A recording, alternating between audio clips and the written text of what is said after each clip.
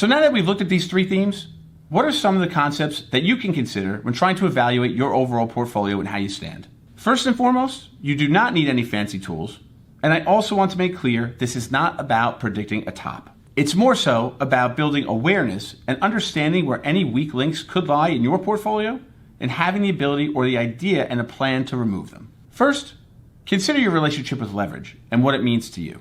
Are you borrowing money in any capacity to purchase more securities, whether it be via margin or utilizing products like options or levered ETFs? Having an understanding of the leverage in your portfolio is something to consider. Next, have a full understanding of your near-term and mid-term investment and cash planning. Do you have 12 to 24 months of withdrawal room baked into your portfolio whereby any excess volatility wouldn't necessarily hinder this plan? Then, determine your cash reserves. How much cash would make you feel comfortable?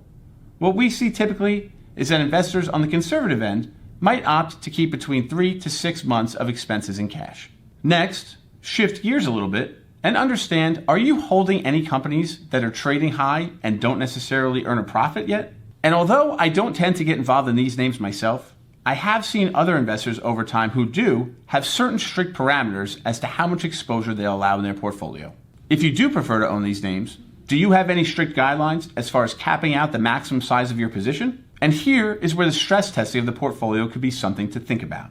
Take your current allocation and model a 25 to 35% decline and added volatility. Think about how that makes you feel.